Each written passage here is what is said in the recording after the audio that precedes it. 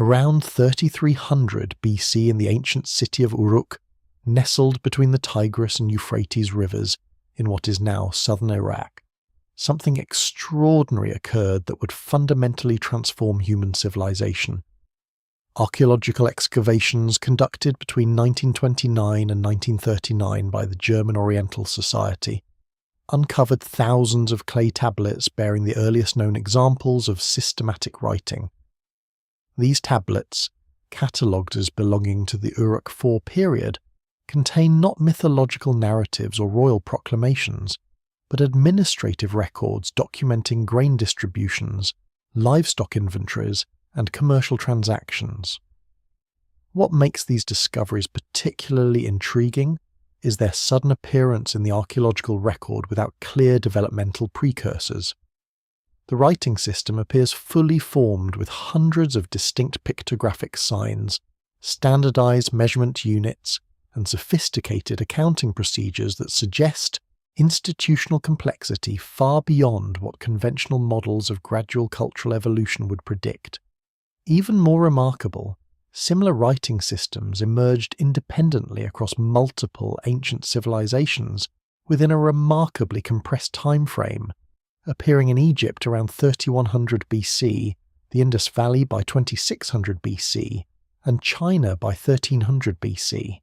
The precision of these early scripts, the mathematical sophistication they display, and the coordinated appearance of writing across vast geographical distances present a profound archaeological puzzle that challenges our understanding of how human civilization developed the capacity for symbolic communication and abstract thought. The archaeological layers at Uruk reveal a civilization undergoing rapid transformation during the 4th millennium BC that defies conventional models of gradual cultural development. Excavations in the Iana district uncovered administrative buildings containing over 5,000 tablets from the Uruk IV period, dated to approximately 3200 BC through stratigraphic analysis and radiocarbon dating of organic materials found in association with the tablets. These earliest examples of cuneiform writing were produced using a reed stylus cut at an angle to create wedge-shaped impressions in soft clay, a technique that would remain fundamentally unchanged for over 3,000 years across Mesopotamian civilization. The German Oriental Society expeditions led by Julius Jordan between 1928 and 1939 systematically excavated the Eanna precinct, revealing architectural complexes that covered over 9 hectares and included monumental buildings constructed with sophisticated engineering techniques. Within these structures, archaeologists discovered concentrations of clay tablets that had been stored in specific rooms designated for record keeping, suggesting institutionalized archival practices. The tablets themselves measure between 5 and 15 centimeters in length, with standardized rectangular or square formats that indicate deliberate manufacturing protocols. Chemical analysis of the clay composition reveals that scribes use specific clay sources, mixing the material with precise ratios of organic temper to achieve optimal consistency for receiving stylus impressions while maintaining durability after drying. The stratigraphic context of these earliest tablets demonstrates their association with large-scale institutional activities, including temple administration, redistribution of agricultural products, and coordination of labor forces numbering in the thousands. Tablet W 20,046 records the distribution of grain rations to workers, listing quantities sufficient to feed approximately 3,000 individuals over a monthly period. The administrative capacity required to organize such operations, maintain accurate records, and coordinate distribution logistics indicates a level of bureaucratic sophistication that conventional archaeological models place much later in human societal development. The tablets document not merely simple transactions, but complex multi-step processes involving calculation of work credits, conversion between different measurement units, and tracking of materials through production sequences from raw inputs to finished products. What makes the Uruk Revolution particularly remarkable is the absence of clear transitional stages leading to this fully developed writing system. Earlier archaeological levels at the site contain no examples of proto-writing or experimental symbolic systems that might represent developmental precursors to the sudden appearance of complex administrative texts. The Uruk V period, immediately preceding the emergence of writing, shows economic and social organization through archaeological evidence of craft specialization and monumental architecture, yet contains no writing whatsoever. The transition between these levels occurs within a time span that radiocarbon dating constrains to less than 2 centuries, during which period a complete writing system with hundreds of distinct signs and sophisticated syntactic conventions appears without documented developmental stages. The earliest Uruk tablets employ a pictographic system where symbols directly represent physical objects through simplified drawings that demonstrate remarkable artistic consistency and standardization. Tablet W 20030/7 in the Vodrasiartige's museum collection shows a pictograph of a human head, clearly recognizable despite its schematic rendering, alongside symbols representing grain measures and numerical notations. What makes this pictographic phase particularly significant is the rapid development of abstract symbolic conventions that enabled representation of complex concepts that could not be depicted through simple drawings. The pictographic signs from this earliest phase number approximately 1,200 distinct symbols, each representing specific objects, commodities, or administrative concepts. The sign for barley consists of a schematic grain ear with carefully rendered individual kernels, while the sign for sheep depicts the animal in profile with characteristic curved horns and woolly body. These representations achieve a balance between recognizability and schematic simplification that allowed rapid production while maintaining clarity across different scribal hands. Analysis of sign execution across multiple tablets reveals remarkable consistency in the number of strokes used to form each sign, the sequence in which strokes were applied, and the relative proportions of sign components, indicating that scribes learned standardized procedures for sign formation. The semantic organization of these pictographic signs demonstrates sophisticated conceptual categorization that goes beyond simple object representation. Signs are organized into semantic fields, with related concepts employing similar graphic elements or modifications of base signs. The sign for female sheep incorporates the basic sheep pictograph with an additional element indicating gender, while young sheep adds a size reduction marker to the standard form. This systematic approach to sign modification enabled representation of complex categorical relationships using a manageable inventory of basic symbols combined through regular principles. The consistency of these modification systems across the tablet corpus indicates they were not ad hoc innovations by individual scribes, but standardized conventions taught through formal training. Within decades of the pictographic system's appearance, Uruk scribes began employing signs for their phonetic values rather than their pictographic meanings, using what linguists term the rebus principle. A classic example appears in Tablet W 20083, where the sign for arrow pronounced T in Sumerian appears in context where it clearly represents the phonetically identical word for life rather than depicting an actual arrow. This phonetic usage represents a profound cognitive leap that transformed writing from a system limited to representing concrete objects into a technology capable of encoding any spoken utterance.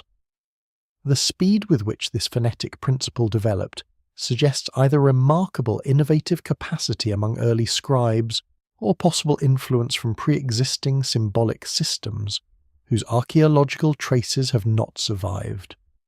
The mathematical sophistication displayed in the earliest Uruk tablets reveals administrative capabilities that required advanced understanding of numerical relationships and abstract counting systems. These tablets employ multiple numerical systems simultaneously, using different counting methods for different categories of objects, with grain counted in one system, livestock in another, and labour time in yet another distinct. Mathematical framework. Tablet W 19,408 displays calculations involving large quantities of barley measured in gur units, with conversions between different measurement standards that demonstrate understanding of complex mathematical relationships. The numerical notation system used for grain products employed a sexagesimal base system, organising quantities in multiples of 60 that would later form the foundation for Mesopotamian mathematics and astronomy. A small circular impression represented the number 1, while a larger circular impression made with the end of the stylus represented 10, and a special sign indicated 60, creating a positional notation system that could express quantities into the millions. The precision of this system enabled accurate tracking of vast quantities of agricultural products moving through temple storage facilities, with individual tablets recording transactions involving tens of thousands of gur units, equivalent to hundreds of thousands of litres of grain. The calculations required for converting between different measurement standards, allocating rations based on worker categories, and projecting future storage requirements presuppose mathematical training programs that familiarize scribes with complex computational procedures. Separate numerical systems were employed for counting discrete objects such as livestock, finished products, and human workers. These systems used different symbols and followed different organizational principles, with some employing decimal groupings while others used mixed bases combining decimal and sexagesimal elements. Tablet W 20,097 records the distribution of sheep using a counting system based on units of 10, with special symbols for 101,000 that differ completely from the signs used in the grain measurement system. The cognitive burden of maintaining proficiency in multiple simultaneous numerical systems, each with distinct symbols and mathematical principles, indicates that scribal education required years of intensive training in mathematical concepts and practical calculation techniques. The earliest tablets also demonstrate sophisticated understanding of area calculation and geometric relationships required for land measurement and architectural planning. Tablet W 19,852 contains field measurements recorded using standard units of area measurement with calculations that convert between different size categories of agricultural plots. The mathematical procedures employed in these calculations include multiplication of length and width measurements to derive areas, division operations to determine yield expectations based on productivity rates, and proportional reasoning to allocate labour requirements based on field sizes. These computational capabilities require understanding of mathematical operations and quantitative relationships that conventional models place much later in the development of mathematical thought. The remarkable consistency of sign forms across hundreds of tablets from the earliest Uruk period indicates a level of institutional organisation and scribal training that challenges assumptions about the primitive nature of early urban societies. Analysis of tablet production techniques reveals that scribes used standardized tools, followed identical conventions for tablet size and shape, and employed consistent methods for organizing information within the writing surface. This standardization required coordinated training programs, quality control systems, and institutional oversight that presupposes sophisticated bureaucratic structures.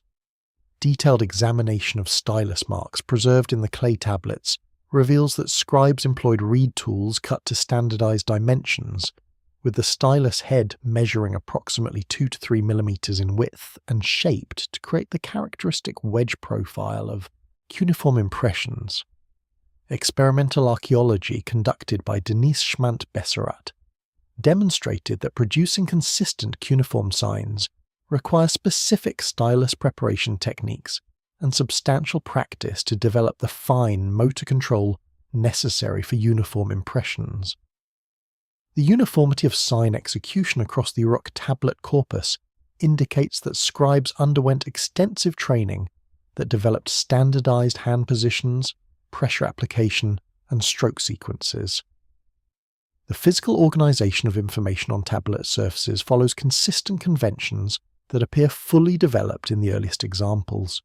Text typically begins in the upper left corner of the obverse surface, proceeding in horizontal registers across the tablet face, continuing on the reverse surface when necessary. Numerical notations precede the commodity signs they quantify, while summary totals occupy specific positions within the tablet layout.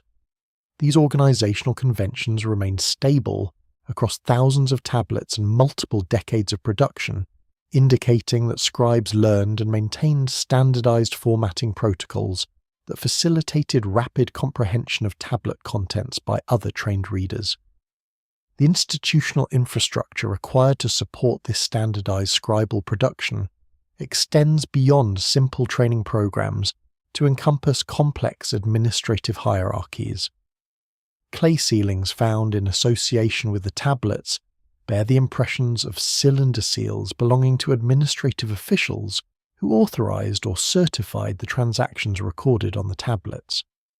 These ceilings demonstrate multi-tiered approval processes, with some tablets bearing impressions from multiple different seals indicating review by several officials. The existence of such verification procedures presupposes bureaucratic systems with clearly defined roles, hierarchical authority structures, and accountability mechanisms that ensured the accuracy and authenticity of written records.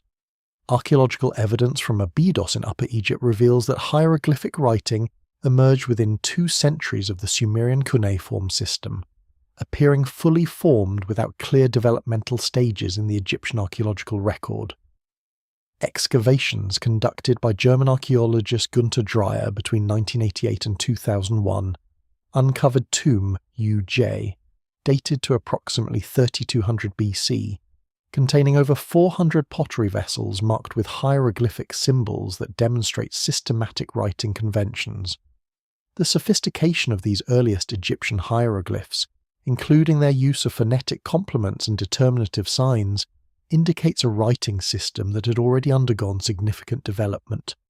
Tomb UJ belonged to a pre-dynastic ruler, whose burial assemblage included imported wine jars from the Levant and Palestine, demonstrating long-distance trade networks that connected Egypt with the broader Near Eastern world during this formative period.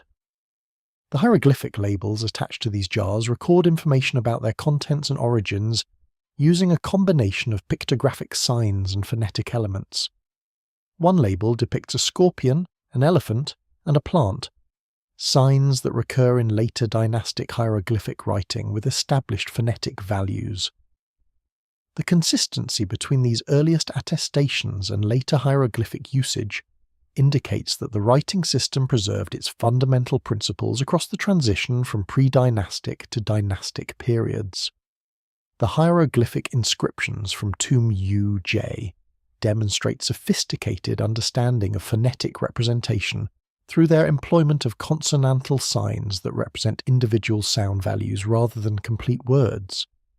This alphabetic principle, embedded within the larger hieroglyphic system from its earliest known examples, enabled Egyptian scribes to write any word in their language by combining signs representing the component consonants. The sign depicting a house pronounced per in Egyptian could be used phonetically to write that sound in any word containing it, regardless of whether the word had any semantic connection to houses. This phonetic flexibility gave Egyptian writing tremendous expressive power that could accommodate vocabulary expansion and foreign loanwords throughout Egyptian history. The hieroglyphic system also employed determinative signs from its earliest attestations, silent symbols placed at the ends of words to indicate their semantic category and resolve phonetic ambiguities. The walking legs determinative indicated words relating to motion or action, while the papyrus roll determinative marked abstract concepts. The presence of these sophisticated grammatical devices in the earliest known hieroglyphic inscriptions indicates that Egyptian writing did not emerge through simple, pictographic beginnings, but appeared with complex linguistic features already integrated into the system. The cognitive sophistication required to develop and systematically apply such grammatical conventions argues against models of writing as a gradual evolutionary development from simple picture drawing. The temporal proximity between the emergence of Egyptian hieroglyphic writing and Sumerian cuneiform raises profound questions about whether these systems developed entirely independently or whether knowledge diffusion occurred through the extensive trade networks connecting these civilizations during the late 4th millennium BC. Archaeological evidence documents sustained contact between Egypt and Mesopotamia during this period through discoveries of Mesopotamian cylinder seals in Egyptian contexts and Egyptian artifacts in Mesopotamian sites.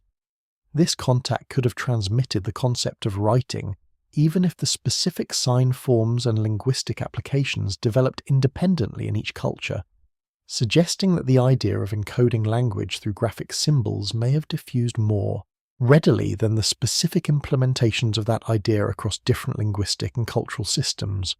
The emergence of complex writing systems in Mesopotamia and Egypt within such a compressed time frame raises fundamental questions about whether these developments occurred independently or resulted from cultural contact and knowledge transmission. The geographical distance between Uruk and Abydos exceeds 1,600 kilometers, with substantial desert barriers and the Levantine corridor separating these early writing centers. Despite these barriers, both writing systems share fundamental organizational principles, including the use of phonetic elements, determinative signs, and numerical notation systems that suggest possible connection or common inspiration. The trade routes connecting Mesopotamia and Egypt during the late 4th millennium BC provide documented pathways through which cultural exchange could have occurred. Archaeological excavations at sites throughout the Levant have uncovered artifacts demonstrating simultaneous contact with both Egyptian and Mesopotamian civilizations, including cylinder seals of Mesopotamian style found at Byblos and Egyptian pottery discovered at sites in northern Syria. The site of Habuba Kabira on the Euphrates River in Syria, excavated by German archaeologist Eva Strominger between 1969 and 1976, revealed an Uruk period settlement that appears to have functioned as a colonial outpost for Mesopotamian trade, extending Uruk influence hundreds of kilometers westward toward the Mediterranean coast and Egyptian sphere of influence. The ceramic evidence from these intermediate sites demonstrates direct knowledge transfer between the two civilizations, with vessel forms and manufacturing techniques borrowed across cultural boundaries. The Palestinian site of Tel Irani, excavated by Israeli archaeologists beginning in 1956, contained pottery of unmistakable Uruk manufacture in context dating to approximately 3200 BC, precisely the period when writing was emerging in both Egypt and Mesopotamia. These vessels travelled over 1,000 kilometers from their production centres, carried by merchants who would have possessed knowledge of Mesopotamian administrative practices and possibly examples of the early tablets documenting their commercial activities. The possibility of stimulus diffusion presents a compelling explanation for the temporal proximity of writing emergence in these two civilizations. Under this model, Egyptian scribes did not directly copy Mesopotamian cuneiform signs, but encountered the concept of encoding language through graphic symbols and independently developed their own system suited to Egyptian language and cultural requirements. This process would explain the structural similarities between the systems, while accounting for the completely different sign inventories and aesthetic presentations. The hieroglyphic preference for detailed representational images contrasts sharply with cuneiform's abstract wedge patterns. Yet both systems employ phonetic complements and determinative signs in functionally equivalent ways. The mathematical principles underlying numerical notation in both systems reveal additional parallels that strengthen the case for knowledge transmission. Both Egyptian and Mesopotamian scribes employed multiple counting systems for different categories of objects, and both developed methods for representing very large numbers through combinations of base units. Egyptian hieroglyphic numerals used powers of 10, while Mesopotamian systems employed base 60. Yet the fundamental concept of positional notation and the practice of using different counting methods for different commodity types appear in both traditions. The likelihood of these specific organizational principles emerging independently through separate evolutionary processes seems remarkably low given the infinite variety of possible approaches to numerical representation. The architectural evidence from early dynastic Egypt includes construction techniques and measurement systems that show possible Mesopotamian influence during precisely the period when writing was emerging. The mud brick architecture of the earliest royal tombs at Abydos employs recessed paneling and decorative patterns that match closely with contemporary Mesopotamian palatial architecture. German Egyptologist Günter Dreyer's analysis of these architectural parallels suggests direct knowledge transfer from Mesopotamian builders to Egyptian construction projects, creating channels through which other technological innovations, including writing, could have been transmitted. The archaeological site of Susa in southwestern Iran has yielded thousands of tablets written in the Proto-Elamite script, a writing system that appeared around 3100 BC and demonstrates characteristics distinct from contemporary Mesopotamian cuneiform. French archaeological expeditions to Susa beginning in 1897 recovered extensive archives of Proto-Elamite tablets that employ unique numerical systems and sign forms that cannot be read using knowledge of Sumerian cuneiform. The sudden appearance of this independent writing tradition in close geographical proximity to Mesopotamia, yet employing completely different symbolic conventions, deepens the mystery of how writing emerged across multiple centres. The Proto-Elamite tablets number over 1,600 examples, recovered from Susa and approximately 24 additional sites scattered across the Iranian plateau, from Fars province in the south to the region near modern Tehran in the north. This wide distribution indicates that Proto-Elamite served as an administrative lingua franca across a vast territory during its relatively brief period of use, which lasted approximately 2 centuries before being replaced by other writing systems. The geographical extent of Proto-Elamite usage exceeded even that of contemporary cuneiform, suggesting a highly organized bureaucratic system that employed writing for economic administration across distances of over 1,000 kilometers. The sign inventory of Proto-Elamite includes approximately 1,600 distinct symbols, far exceeding the roughly 1,000 signs used in archaic Sumerian cuneiform. Many Proto-Elamite signs show no relationship whatsoever to cuneiform forms, employing unique shapes and compositional principles that suggest independent invention rather than borrowing from Mesopotamian models. However, approximately 10% of Proto-Elamite signs appear to derive directly from Sumerian cuneiform, showing either identical or closely related forms with similar meanings. This mixture of borrowed and independently developed signs creates a puzzle that challenges simple models of either complete independence or straightforward adoption. The numerical notation systems employed in Proto-Elamite tablets demonstrate remarkable sophistication and complete independence from Mesopotamian systems. French epigrapher Robert Englund's analysis of Proto-Elamite mathematical texts revealed at least 10 different counting systems used for different categories of commodities, each employing unique symbols and following distinct mathematical principles. The complexity of these systems exceeds even the multi-base numerical notation of Mesopotamian cuneiform, indicating that Proto-Elamite scribes developed their own sophisticated approaches to quantitative record-keeping rather than simply adopting Mesopotamian methods.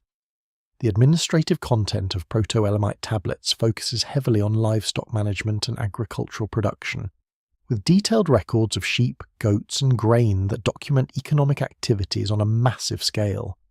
Tablet MDP6 contains calculations involving tens of thousands of animals distributed across multiple herding stations with complex conversions between different animal categories and age groups.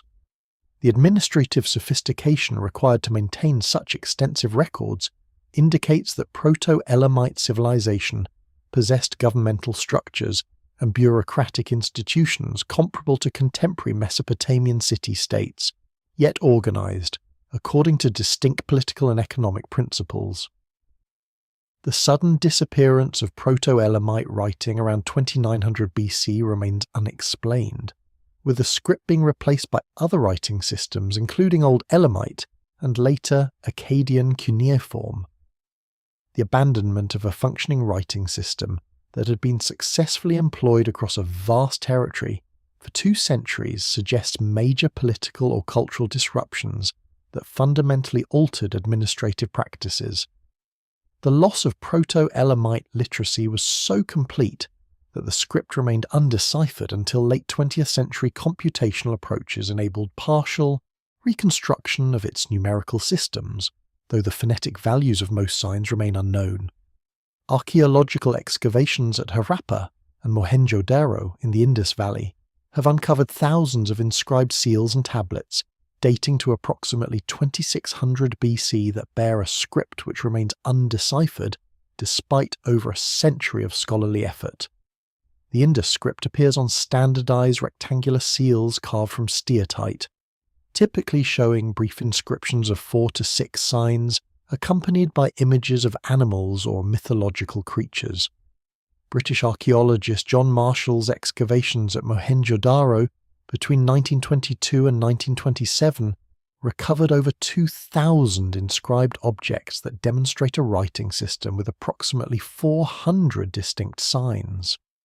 The Indus seals themselves represent technological achievements of considerable sophistication, carved from steatite stone that required heating to over 1000 degrees Celsius to achieve the white colour and hard surface characteristic of finished seals.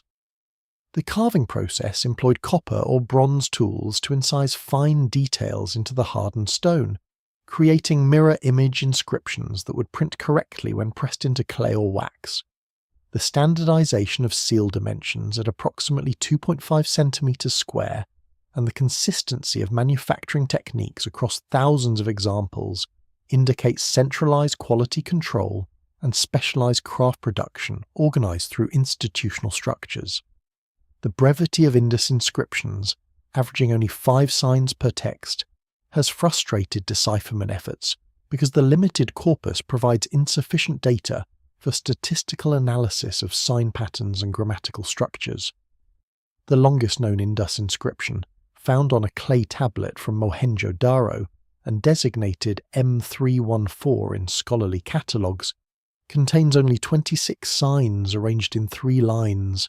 This extreme brevity contrasts sharply with contemporary Mesopotamian and Egyptian texts that often run to hundreds of signs, suggesting that Indus script may have functioned differently, perhaps recording only names, titles, or brief identifying information rather than complete textual narratives.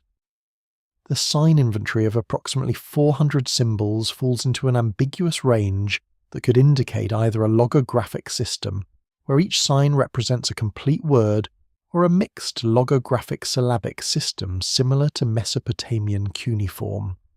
Pure alphabetic scripts typically employ fewer than 50 signs, while fully logographic systems like Chinese require thousands of distinct characters. The intermediate size of the Indus sign inventory suggests a writing system that combined word signs with phonetic elements, but the lack of bilingual texts or clear phonetic indicators has prevented scholars from determining which signs represent sounds versus complete semantic units. Statistical analysis of sign combinations by Finnish scholars Asko Papola and his collaborators revealed that certain signs appear predominantly at the beginnings of inscriptions, while others cluster toward the ends, suggesting grammatical structures with consistent word order patterns. Sign number 342, depicting what appears to be a fish, occurs frequently in final positions and may represent a grammatical suffix or determinative marker. These positional patterns indicate that Indus script followed systematic compositional rules rather than random sign arrangements, supporting its interpretation as genuine writing rather than decorative symbolism or heraldic emblems. The geographical distribution of Indus script extends far beyond the Indus Valley itself to encompass settlements throughout Pakistan and northwestern India, and reaching as far as the Arabian Gulf, where Indus seals have been discovered at sites in Bahrain and Oman. The seal from Tel Abrak in the United Arab Emirates, discovered during excavations in 1989, demonstrates that Indus merchants travelled over 2,000 kilometres from their homeland to trade with Arabian and Mesopotamian civilizations.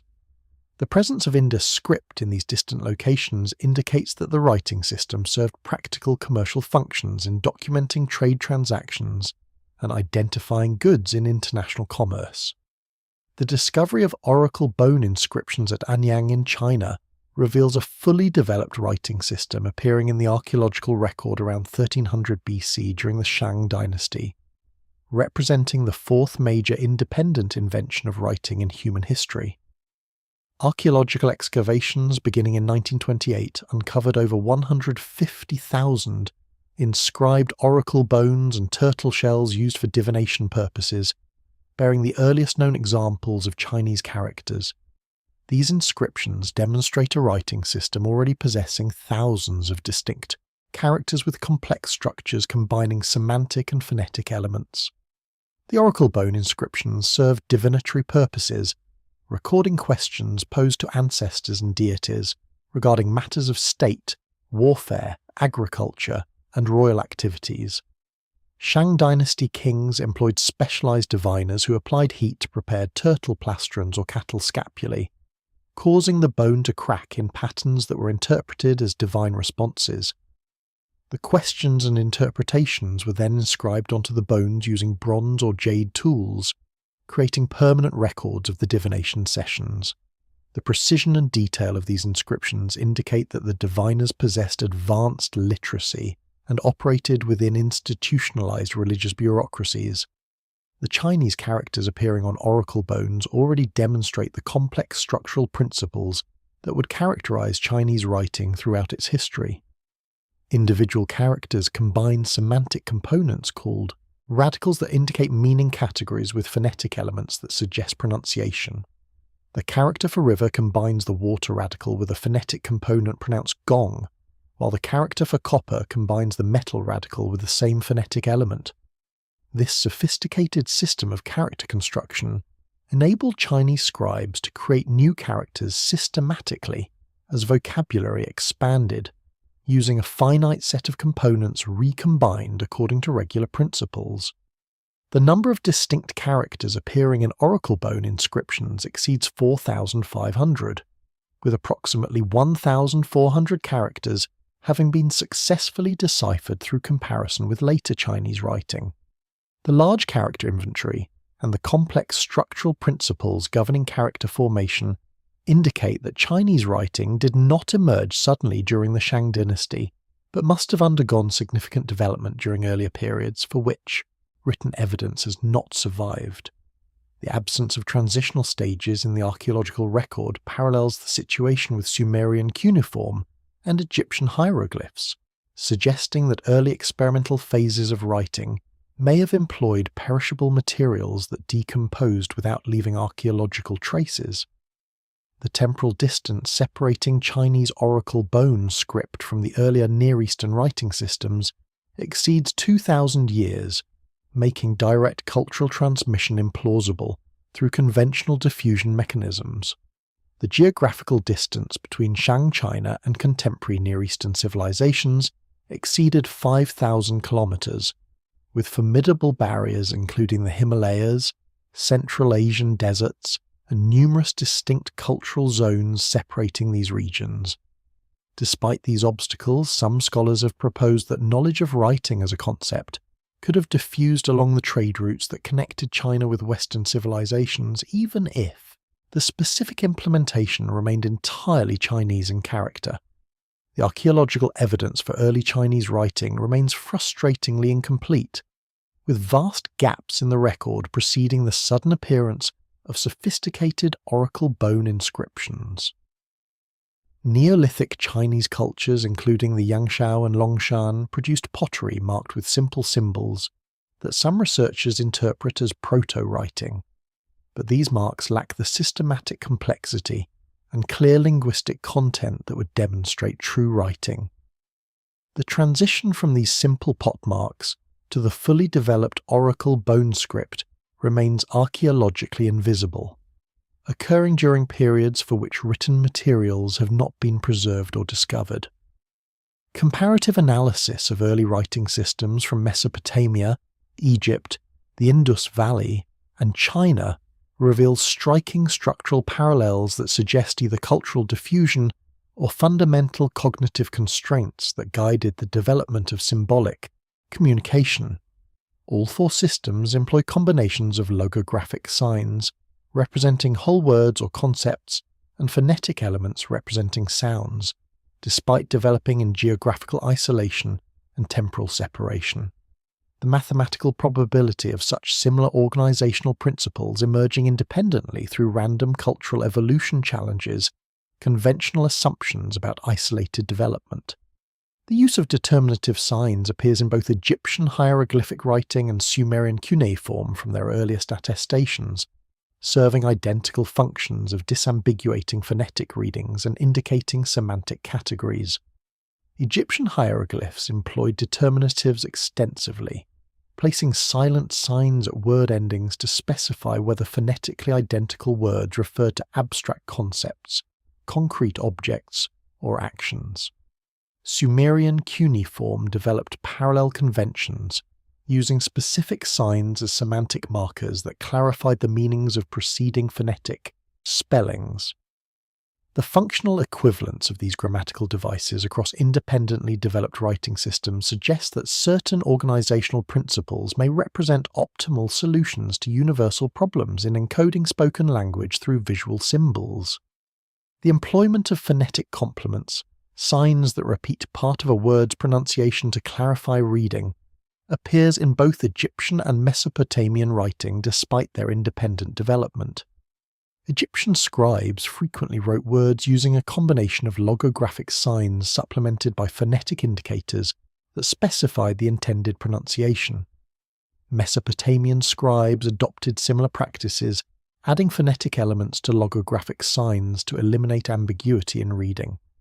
This convergent evolution toward mixed logographic phonetic systems indicates that purely logographic writing faces inherent limitations that multiple civilizations discovered and addressed through similar innovations.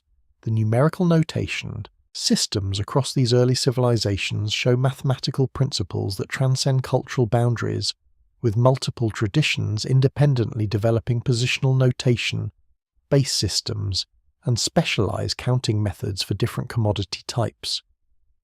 The Mesopotamian sexagesimal system, Egyptian decimal notation, and Chinese decimal and multiplicative hybrid all employed positional principles where the value of a numeral depended on its location within a multi-digit number.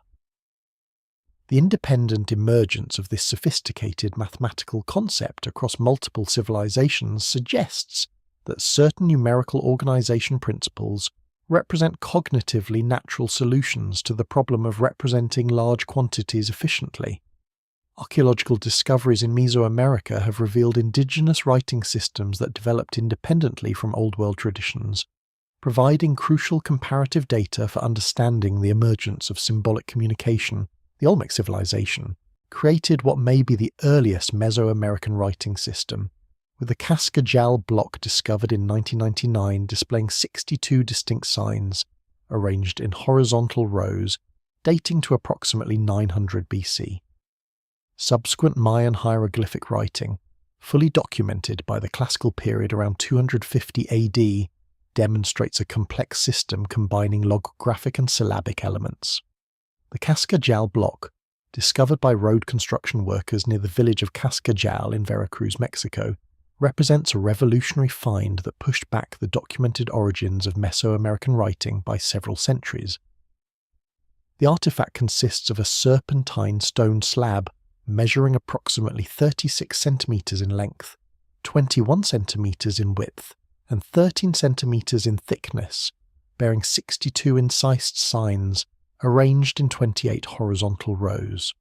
Geological analysis of the serpentine material and archaeological dating of associated ceramic fragments place the block's creation during the San Lorenzo phase of Olmec culture, between 1050 and 900 BC. The signs themselves include representations of insects, plants, abstract geometric patterns, and objects that appear to depict ritual paraphernalia, suggesting a symbolic vocabulary capable of encoding complex cultural concepts. The arrangement of signs on the cascabel block demonstrates systematic organization principles that indicate genuine writing rather than decorative symbolism. Certain signs repeat at regular intervals throughout the inscription, suggesting grammatical patterns or formulaic expressions. Sign number 18, depicting what appears to be a corn plant, occurs 7 times in similar syntactic positions, implying it served a consistent linguistic function within the text structure. Statistical analysis by American epigraphers Stephen Houston and Michael Coe revealed that sign distribution patterns match those expected for written language, with high-frequency function words and lower-frequency content words appearing in proportions similar to known writing systems. The Olmec writing tradition apparently influenced or inspired the development of several subsequent Mesoamerican scripts, including Zapotec, Epi-Olmec, and ultimately the Maya hieroglyphic system. Inscriptions from the Zapotec site of San Jose Mogote in Oaxaca, dated to approximately 600 BC through radiocarbon analysis, display symbols that share iconographic elements with Olmec writing while introducing new signs specific to Zapotec language and culture.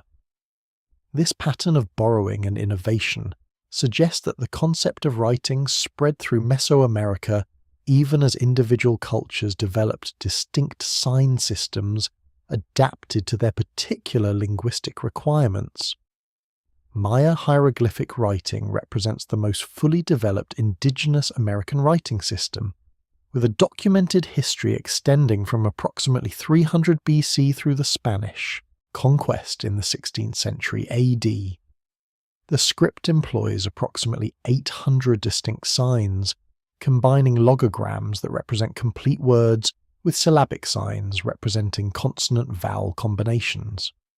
Russian epigrapher Yuri Norosov's breakthrough decipherment work in the 1950s demonstrated that Maya writing functioned as a mixed logographic syllabic system where scribes could write any word using either logograms, syllabic spelling, or combinations of both approaches. This redundancy gave Maya scribes tremendous flexibility in composition while creating artistic variety through alternative spellings of identical words. The complexity of Maya hieroglyphic grammar rivals that of any Old World writing system, incorporating sophisticated conventions for representing verb tenses, grammatical cases, and syntactic relationships. Maya inscriptions record historical events with precise calendar dates, dynastic genealogies spanning multiple generations, and astronomical observations of remarkable accuracy. The Dresden Codex, one of 4 surviving Maya books, contains astronomical tables tracking Venus cycles with precision that enables modern astronomers to reconstruct ancient Maya chronology. The mathematical knowledge required to compile these tables included understanding of 0 as a placeholder and positional notation in a vigesimal base 20 system, concepts that developed independently in Mesoamerica without influence from Old World mathematical traditions. The independent development of writing in Mesoamerica provides compelling evidence that literacy emerges through universal cognitive processes rather than unique historical accidents confined to the Old World. The structural similarities between Maya hieroglyphic writing and Egyptian hieroglyphs, despite complete independence, demonstrate that certain organizational principles represent optimal solutions to the problem of encoding spoken language visually. Both systems combine logograms with phonetic elements, employ determinative signs to clarify readings, and develop rebus principles for representing abstract concepts. These parallels suggest that human cognition naturally gravitates towards specific strategies for visual language encoding when developing writing systems independently. The development of phonetic writing, where symbols represent sounds rather than objects or concepts, represents a crucial cognitive leap that occurred independently across multiple writing traditions. The Sumerian rebus principle, appearing by 2900 BC, allowed scribes to use signs for their sound values rather than their pictographic meanings, enabling representation of grammatical elements and abstract concepts.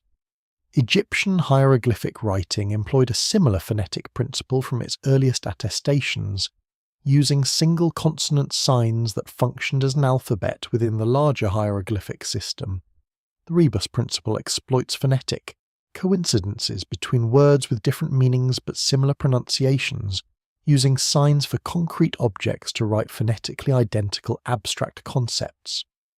A canonical Sumerian example employs the sign for arrow, pronounced ti, to write the word for life, also pronounced tias but having no semantic connection to arrows.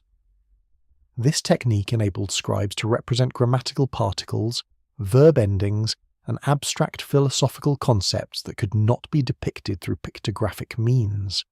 Tablet CBS 8913 from the University of Pennsylvania Museum demonstrates early rebus usage, employing the sign for water to write phonetically similar syllables in personal names where the water meaning was clearly irrelevant.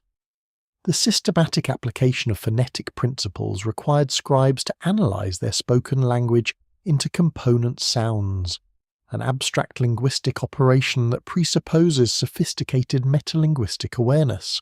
Sumerian scribes had to recognize that the word pronounced tie for life consisted of the same sound sequence as the word tie for arrow, despite the words having completely unrelated meanings and different contextual uses. This phonological analysis represents a significant cognitive achievement that moves beyond concrete object-symbol correspondences to engage with the abstract sound structure of language itself. Egyptian hieroglyphic writing developed an even more sophisticated phonetic system through its employment of single consonant signs that functioned as an alphabetic component within the larger mixed system. The hieroglyph depicting a reed shelter, pronounced H, could represent that consonant sound in any word containing it, regardless of semantic content. Egyptian scribes possessed a complete consonantal alphabet of approximately 24 single consonant signs, yet they never extracted these signs to create a purely alphabetic writing system, instead continuing to use them alongside logograms and multi-consonant signs in complex combinations. The persistence of mixed writing, despite the availability of simpler alphabetic alternatives, suggests that logographic elements provided valued functions beyond mere sound representation, perhaps conveying etymological information or enabling more compact text representation. The phonetic complement system used in both Egyptian and Akkadian writing demonstrates another sophisticated application of phonetic principles. Scribes would write a logographic sign representing a complete word, then add phonetic signs spelling part of that word to clarify the intended reading. An Egyptian example might write the logogram for beautiful, followed by the phonetic sign NFR to ensure readers interpreted the logogram with its correct pronunciation rather than alternative possible readings. This redundant spelling served as a reading aid that guided proper interpretation while maintaining the visual distinctiveness of logographic representation. Chinese writing developed its own systematic approach to phonetic representation through the phonetic-semantic compound structure that characterizes approximately 90% of Chinese characters. These characters combine a semantic radical, indicating meaning category, with a phonetic element suggesting pronunciation. The character for ocean combines the water radical, with a phonetic component pronounced yang, while the character for sheep combines the animal radical with the same phonetic element. This structural principle enabled systematic expansion of the character inventory to accommodate vocabulary growth, while maintaining visual connections between semantically related words through shared radicals. The emergence of alphabetic writing in the Levant around 1900 BC represents perhaps the most significant innovation in the history of writing technology, reducing the number of required symbols from hundreds or thousands to approximately 30 signs. Archaeological discoveries at Serebid el-Qadim in the Sinai Peninsula have revealed Proto-Sinaitic inscriptions created by Semitic workers in Egyptian mining operations, demonstrating the earliest known alphabetic writing. British Egyptologist Alan Gardner's 1916 analysis of these inscriptions identified them as an alphabetic system derived from Egyptian hieroglyphs but representing Semitic language sounds. The Proto-Sinaitic inscriptions appear on rock surfaces near ancient turquoise mining operations, where Semitic-speaking workers laboured under Egyptian supervision during the Middle Kingdom period around 1900 to 1600 BC. The inscriptions employ approximately 30 distinct signs, many showing clear derivation from Egyptian hieroglyphic forms but used with completely different phonetic values representing Semitic consonants. The sign depicting a house, pronounced per in Egyptian, was borrowed to represent the Semitic consonant B, pronounced bait in the Semitic, word for house, demonstrating the acrophonic principle where signs represent the initial sound of their Semitic names. Gardner's decipherment identified several Proto-Sinaitic inscriptions as dedicatory texts to the goddess Baalat, demonstrating that the script encoded the Semitic language despite its Egyptian-derived sign forms. His reading of one inscription as to Baalat established that Proto-Sinaitic represented a functioning alphabetic writing system capable of recording connected Semitic text. The religious context of these inscriptions suggests that alphabetic writing may have originated among Semitic workers who required a simplified writing system for their own devotional and record-keeping purposes, creating an alphabetic notation by adapting Egyptian hieroglyphic signs they encountered in their work environment.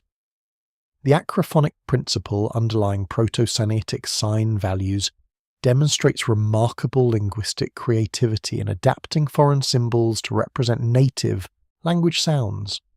The hieroglyphic sign for water, pronounced mu in Egyptian, was borrowed to represent the Semitic consonant M, pronounced mayim in the Semitic word for water. The ox head hieroglyph was adapted to represent the glottal stop aleph, the initial sound in the Semitic word aleph meaning ox.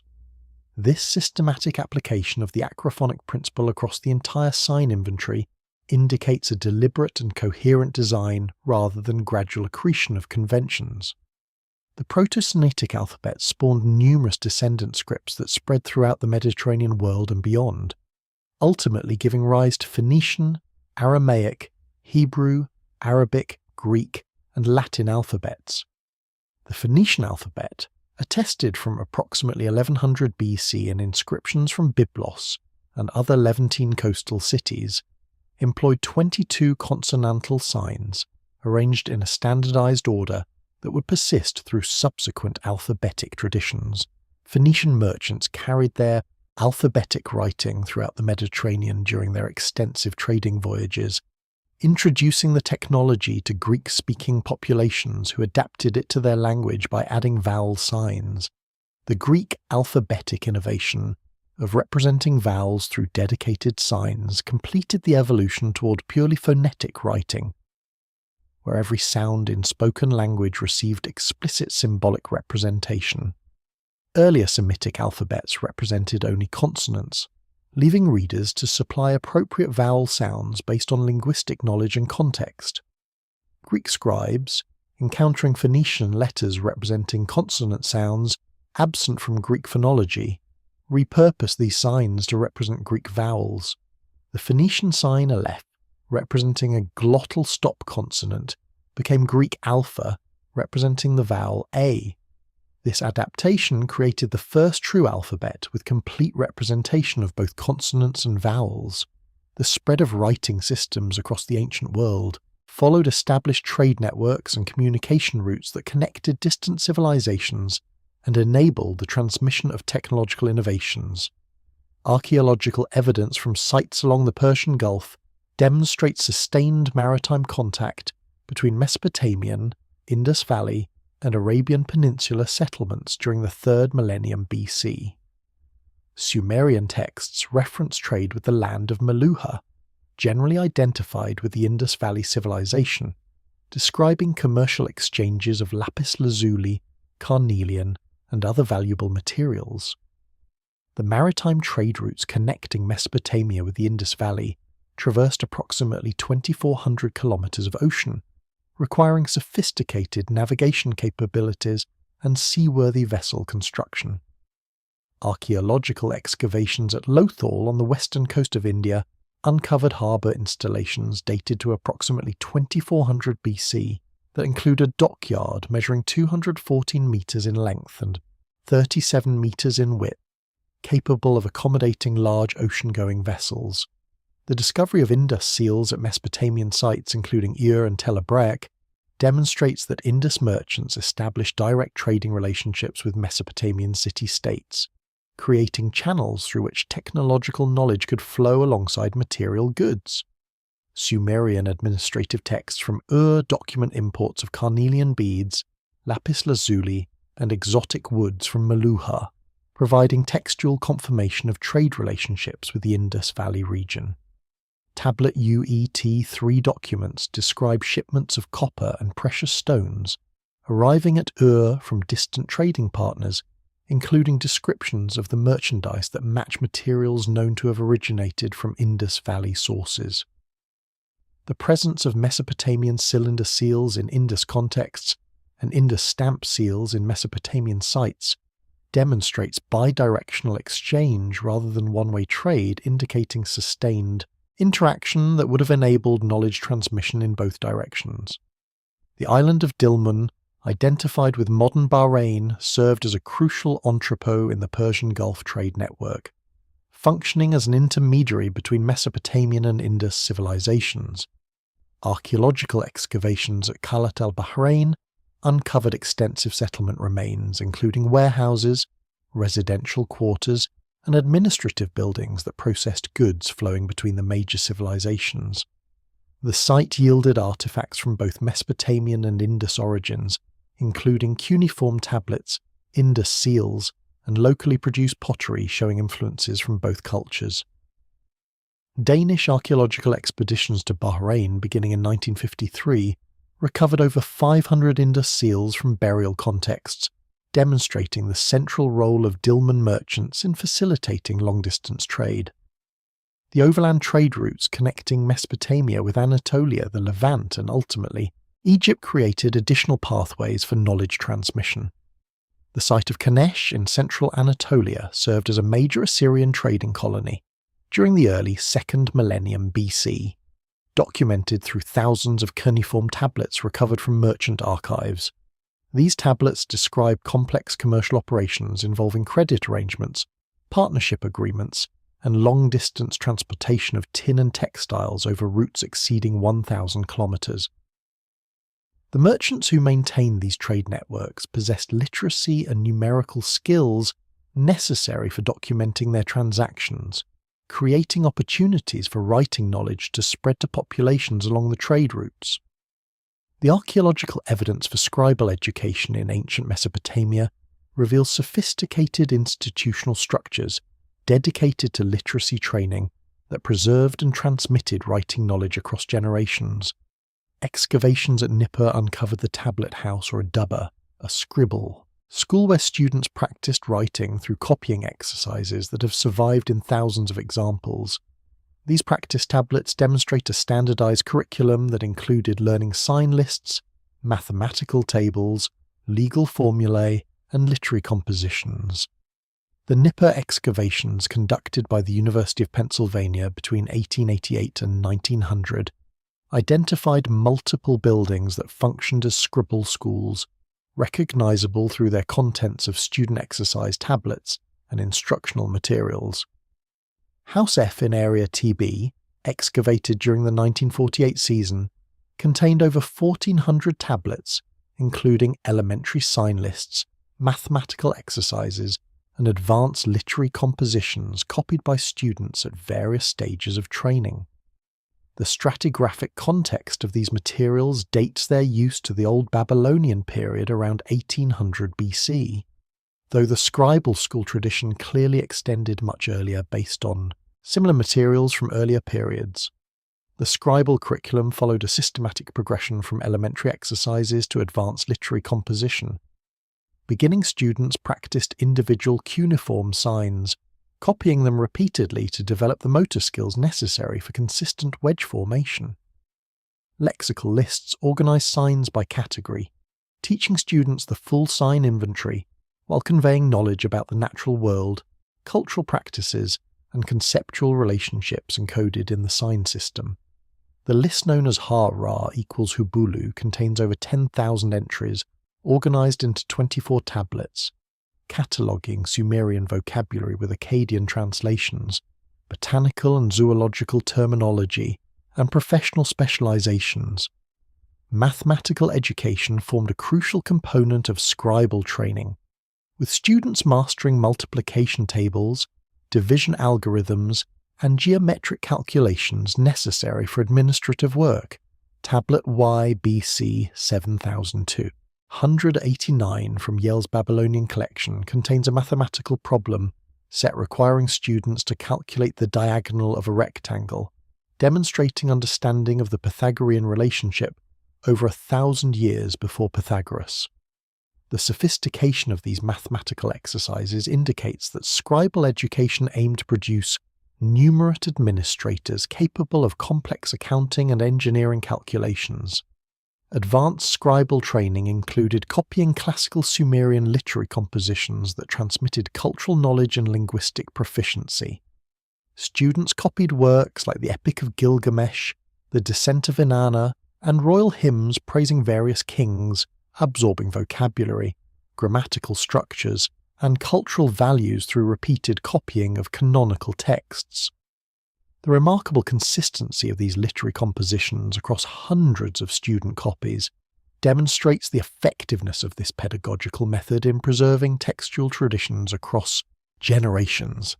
The development of writing required parallel innovations in materials technology that enabled durable recording of symbolic information across time and space.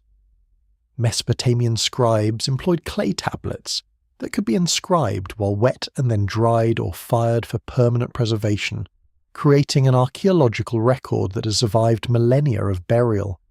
Egyptian scribes developed papyrus manufacturing techniques that converted the pith of the papyrus plant into flexible writing surfaces, with the earliest papyrus fragments dating to approximately 2500 BC from the tomb of Hemaka at Saqqara. The clay tablet technology that supported Mesopotamian writing represented a sophisticated materials engineering achievement that required precise control over clay composition and preparation methods. Scribes selected specific clay sources known to produce material with optimal plasticity and strength characteristics, typically choosing alluvial clays from riverbank, deposits that contained natural tempering agents in appropriate ratios. The clay required mixing with water to achieve exact consistency that would accept clean, stylus impressions without excessive sticking or crumbling, a balance that demanded experience and skill to maintain consistently across varying environmental conditions and seasonal clay properties. The preparation process involved removing stones and organic debris through settling and filtering procedures, then kneading the clay to distribute moisture evenly and eliminate air pockets that could cause cracking during drying. Archaeological analysis of thousands of tablets from various Mesopotamian sites reveals remarkable consistency in clay composition and preparation methods across different cities and time periods, indicating standardized procedures transmitted through scribal training programs. The clay used for important archival documents often received firing in kilns to achieve permanent hardness that would resist moisture damage and mechanical stress, while everyday administrative records were simply air-dried and recycled when their information became obsolete. The physical format of clay tablets evolved to accommodate different textual needs, with small handheld tablets serving for brief administrative notes, while large multi-column tablets recorded extensive literary compositions. The standard format measured approximately 8 to 15 centimeters in length and 6 to 10 centimeters in width, sized to fit comfortably in one hand while being inscribed with the other. Specialized tablet shapes developed for specific purposes, including cylindrical prisms for extended royal inscriptions, barrel-shaped tablets for building dedication texts, and tiny labels for attachment to containers or bundled documents. This format diversity demonstrates sophisticated understanding of how physical form could be optimized for different communicative and archival functions. Egyptian papyrus manufacturing represented an entirely different technological solution to the problem of creating durable writing surfaces, exploiting the unique properties of the papyrus plant that grew abundantly in the Nile Delta. The manufacturing process began with harvesting papyrus stalks, removing the outer rind to expose the pithy interior, then cutting this pith into thin strips approximately 40 centimeters in length. These strips were laid side by side on a hard surface to form a horizontal layer, then covered with a second layer of strips oriented perpendicular to the first. The two layers were beaten together with wooden mallets, causing the natural plant sugars to act as adhesive, binding the strips into a unified sheet. The resulting papyrus sheets measured approximately 20 to 40 centimeters in width and could be joined edge to edge to create continuous rolls of considerable length. The Harris papyrus, one of the longest surviving examples from ancient Egypt, measures over 40 meters in length when unrolled, containing extensive historical and administrative texts from the reign of Rameses III around 1155 BC. The durability of papyrus in Egypt's dry climate enabled preservation of texts across millennia, though the material's vulnerability to moisture meant that papyri surviving from the wetter regions of the ancient world remain extremely rare. The technological requirements for ink production represented another crucial materials innovation supporting ancient writing systems. Egyptian scribes manufactured black ink from carbon, obtained through burning plant materials or animal fats, grinding the carbon into fine powder and mixing it with gum arabic as a binding medium. Red ink, used for titles, section headings, and emphasis, employed iron oxide or ochre pigments prepared through similar grinding and mixing procedures. The consistency of ink preparation required careful attention to pigment particle size, binder ratios, and water content to achieve fluid application properties while maintaining strong adhesion to writing surfaces. Chinese writing materials developed along different technological paths, with early inscriptions on bone and shell, giving way to writing on bamboo strips, silk cloth, and eventually paper. The invention of paper during the Eastern Han Dynasty, around 105 AD by court official Kai Lun, revolutionized information recording technology through creation of a lightweight, flexible, and economical writing surface. Paper manufacturing involved macerating plant fibers, suspending them in water, and forming thin sheets on screens that allowed water drainage while retaining the fiber mat.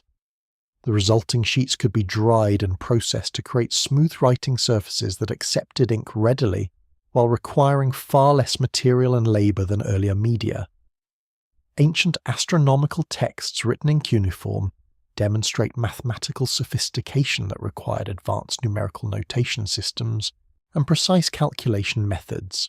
The Venus tablet of Amisaduqa, dated to approximately 1650 BC, but copying earlier observations, records the appearances and disappearances of Venus over a 21-year period with precision that enables modern astronomers to reconstruct ancient Mesopotamian chronology. Babylonian mathematical tablets such as Plimpton 322, housed in Columbia University's collection, display sophisticated understanding of Pythagorean relationships centuries before Pythagoras. The Venus tablet preserves systematic astronomical observations that tracked the planet's heliacal risings and settings with mathematical precision that demonstrates sophisticated understanding of celestial mechanics. The text records that Venus disappeared in the east on the 11th day of the month of Shabbatu, and remained invisible for 2 months and 6 days before reappearing in the west on the 17th day of Abu. These observations continue throughout a complete, synodic cycle of Venus, documenting the 8-year pattern in which Venus returns to the same position relative to Earth and Sun. The precision of these observations enabled Babylonian astronomers to predict future Venus appearances with accuracy that exceeded 95%, a remarkable achievement accomplished without telescopes or modern computational tools. The mathematical methods underlying these astronomical predictions appear in numerous cuneiform tablets that preserve computational procedures for calculating planetary positions, lunar phases, and eclipse predictions.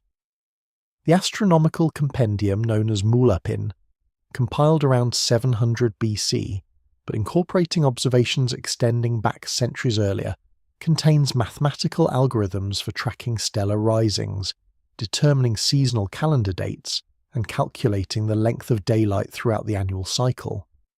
These algorithms employ sophisticated numerical techniques including linear interpolation, periodic functions, and systems of simultaneous equations that demonstrate mathematical capabilities approaching modern astronomical computation. Plimpton 3.2.2 exemplifies the advanced mathematical knowledge preserved in Babylonian cuneiform tablets through its presentation of Pythagorean triples, sets of three integers that satisfy the relationship where the square of one number equals the sum of squares of the other two. The tablet contains 15 rows of numbers arranged in 4 columns, with each row presenting a Pythagorean triple, calculated through systematic mathematical procedures. Mathematical historians Otto Neugebauer and Abraham Sachs demonstrated in their 1945 analysis that the tablet's numbers were generated using algebraic techniques equivalent to solving quadratic equations, indicating that Babylonian mathematicians possessed sophisticated algebraic understanding over 1,000 years before Greek mathematics. The computational procedures preserved in mathematical tablets reveal that Babylonian scribes employed algorithms that anticipated modern calculus concepts, including summation of infinite series and approximation of irrational numbers. Tablet Y BC 7289 contains a calculation of the square root of 2 accurate to 6 decimal places, achieved through iterative approximation methods that converge on the correct value through successive refinements. This computational sophistication required understanding of numerical convergence principles and error analysis that would not be formally developed in European mathematics until the 17th century. Astronomical prediction methods reached their apex in the Seleucid period, astronomical tablets that employed sophisticated mathematical models to calculate planetary positions years or decades in advance. These ephemeris tablets, dating from the 3rd to 1st centuries BC, contain columns of numbers representing daily planetary positions, computed using complex algorithms that accounted for planetary acceleration, retrograde motion, and orbital variations. The accuracy of these predictions matched or exceeded that achieved by European astronomers using similar mathematical methods during the 16th century, demonstrating that ancient Babylonian astronomy represented a complete and sophisticated scientific system rather than primitive superstition. The appearance of written law codes in early civilizations demonstrates how writing technology enabled new forms of social organization and governmental administration. The Code of Hammurabi, inscribed on a basalt stele around 1750 BC and discovered at Susa in 1901, contains 282 laws organized by topic, with precise penalties for violations. Earlier Sumerian law codes, including the Code of Ur-Nammu from approximately 2100 BC, demonstrate that legal writing traditions extended back to the earliest periods of Mesopotamian literacy. The Code of Hammurabi stele stands 2.25 meters tall, carved from black basalt in a monument designed for public display that proclaimed royal justice throughout the Babylonian kingdom. The upper portion depicts King Hammurabi receiving the laws from Shamash, the sun god and divine patron of justice, establishing divine sanction for the legal codes inscribed below. The laws themselves occupy the remainder of the stele's surface, written in elegant old Babylonian cuneiform, arranged in 51 columns containing approximately 4,000 lines of text. French archaeologist Jacques de Morgan's excavation team discovered the stele at Susa in December 1901. Though the monument had been transported there as war booty by Elamite raiders who conquered Babylon centuries after Hammurabi's reign. The legal content of Hammurabi's code addresses a comprehensive range of social situations including property rights, commercial transactions, family, relationships, personal injury, and professional malpractice. The laws follow a consistent if-then format, describing specific circumstances followed by prescribed legal consequences. Law 48 states that if a man has incurred a debt and a thunderstorm prostrates the grain, or the harvest fails, or the grain does not grow for lack of water, in that year he need not give grain to his creditor, and he shall alter his contract tablet, and not pay interest for that year. This provision demonstrates sophisticated legal reasoning that accounts for agricultural variability and provides debt relief mechanisms protecting farmers from natural disasters beyond their control. The penalties prescribed in Hammurabi's code vary according to the social status of victims and perpetrators, reflecting the hierarchical social structure of Babylonian society. The laws distinguish between awilu or free citizens, mushkenu or commoners, and wadu or slaves, prescribing different penalties for identical offences depending on the parties' social positions.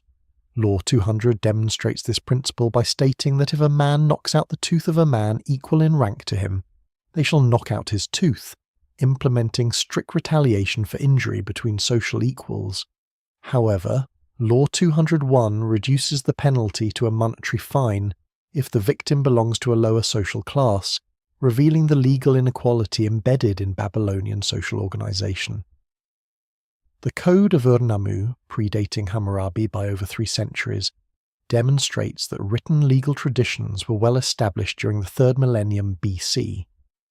Fragmentary tablets preserving portions of this earlier code were discovered during excavations at Nippur and Ur, with the most complete version appearing on a tablet in the Istanbul Archaeological Museum. The surviving laws cover fewer topics than Hammurabi's more comprehensive code, but demonstrate similar organizational principles and attention to precise legal specifications. The code's prologue claims that Ur-Nammu established equity in the land and eliminated chicanery, violence, and strife, presenting legal codification as a tool of royal justice and social order. The transmission of legal knowledge through written codes enabled consistency in judicial decision-making across vast territories and extended time periods. Scribes could consult written precedents when adjudicating disputes, ensuring that similar cases received similar treatment regardless of which official heard the case or when the judgment occurred.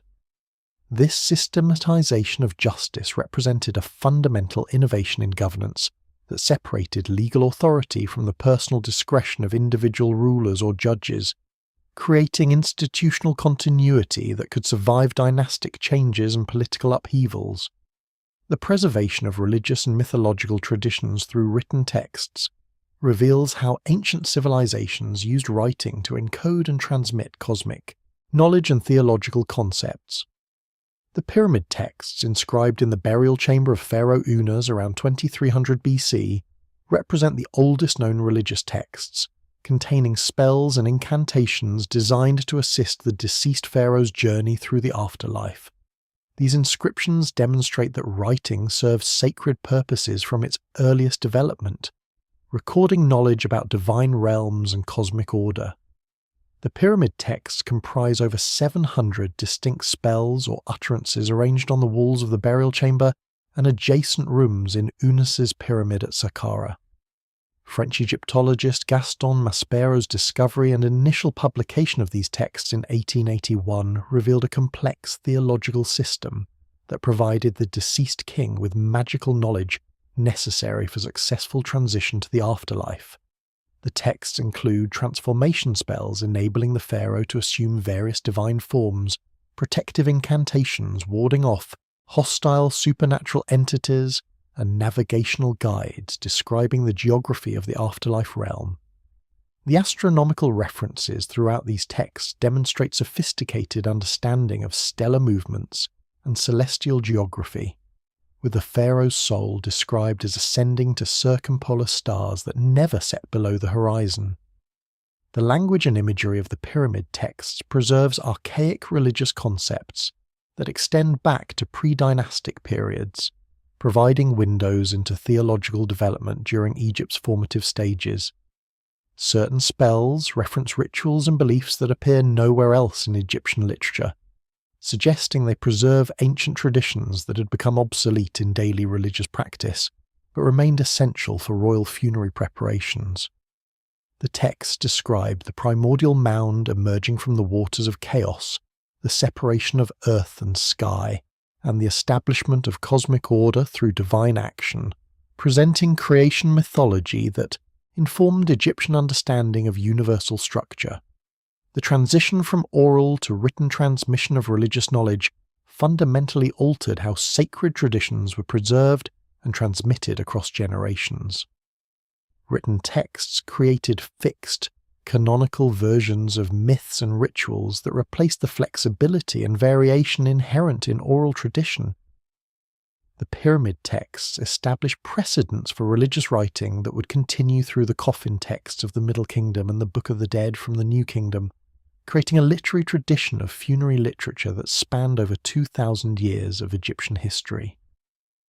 Mesopotamian religious literature demonstrates parallel development of written theological traditions that preserved mythological narratives, ritual procedures, and cosmological knowledge.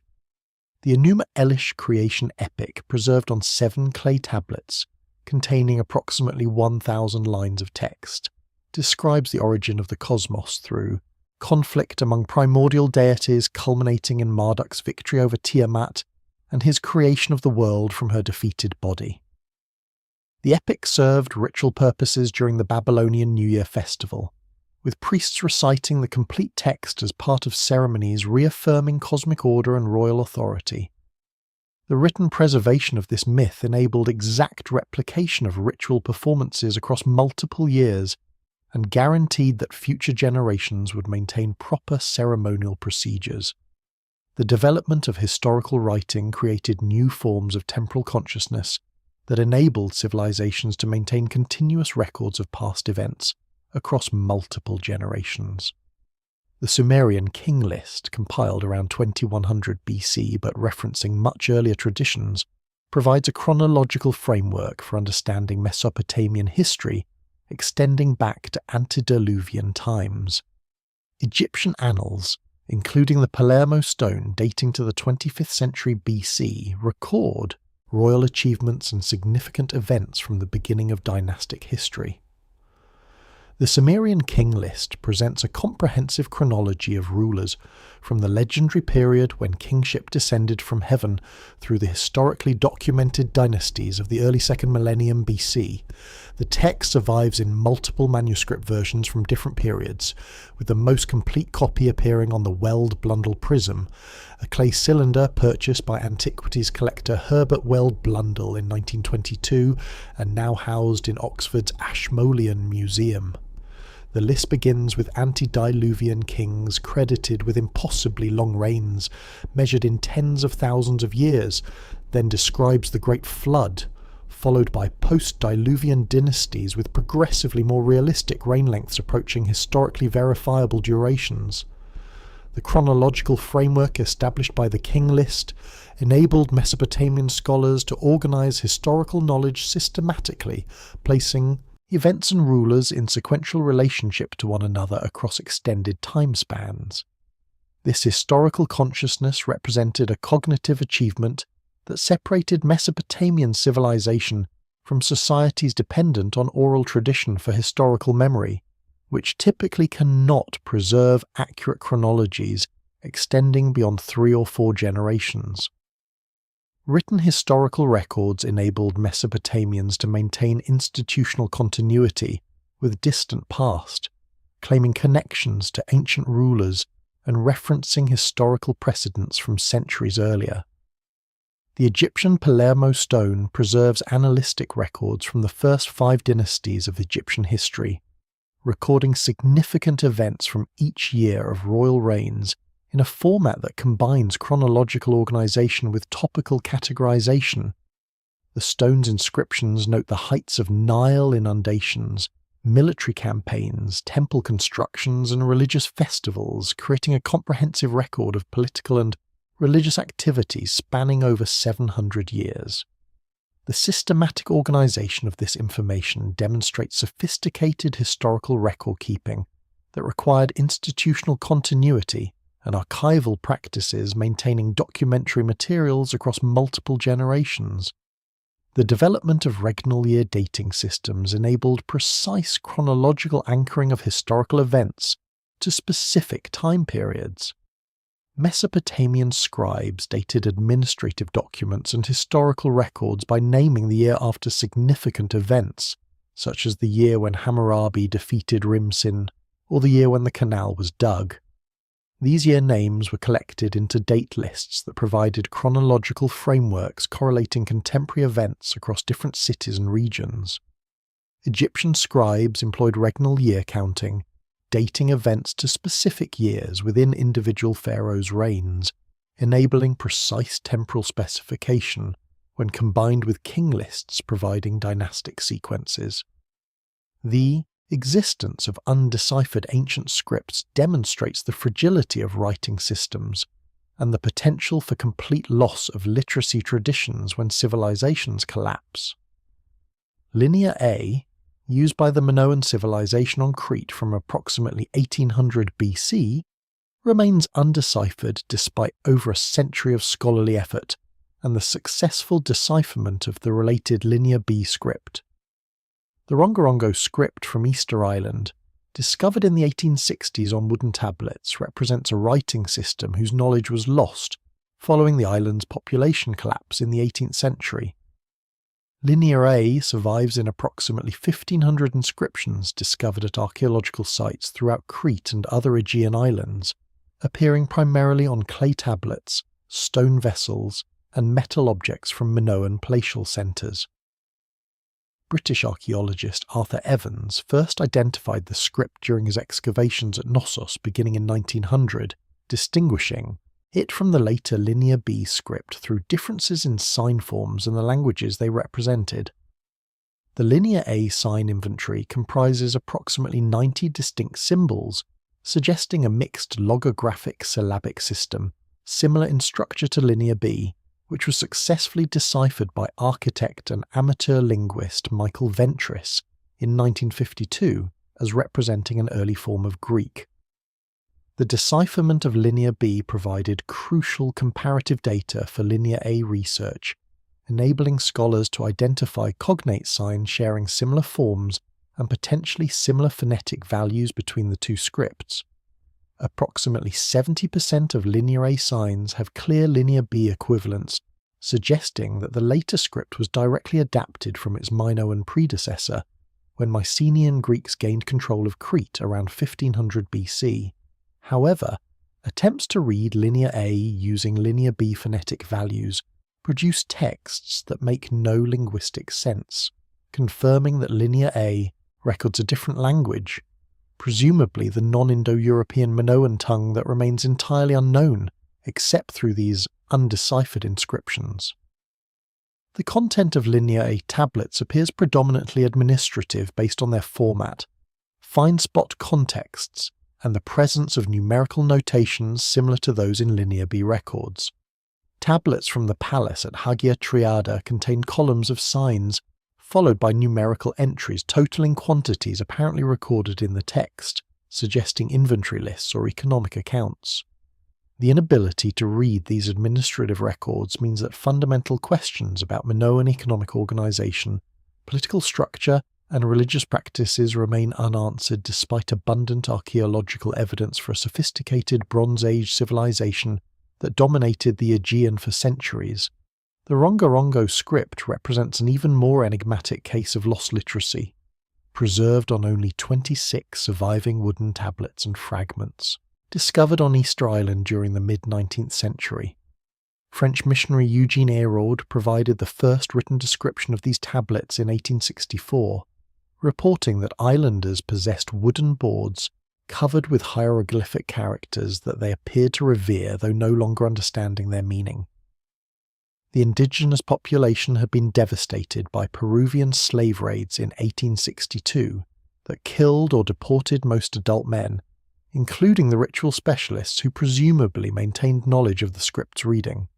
The Rongorongo inscriptions employ approximately 600 distinct signs carved into wooden boards in alternating directions, with one line reading left to right followed by the next line reading right to left, in a pattern called reverse boustrophodon. The signs include representations of human figures, birds, fish, plants, and geometric shapes executed with remarkable artistic skill and consistency across different tablets. Despite extensive analysis by linguists and cryptographers, the script remains entirely undeciphered, with no consensus regarding whether it represents true writing encoding spoken language or functions as a mnemonic system, recording general concepts without specific linguistic content. The chronology of Rongorongo's development presents additional mysteries, with scholarly debate continuing over whether the script developed independently on Easter Island or was inspired by Spanish written documents shown to islanders during European contact in 1770. Proponents of independent development cite the script's unique sign forms and structural features that differ completely from any known writing system, while supporters of post-contact invention point to the absence of any archaeological evidence for Rongorongo predating European arrival. Radiocarbon dating of the wooden tablets themselves provides only terminus antiquum dates showing when trees were cut, not when inscriptions were carved, leaving the script's antiquity uncertain. The loss of Etruscan literacy provides a third cautionary example, demonstrating how writing traditions can vanish even when abundant inscriptions survive.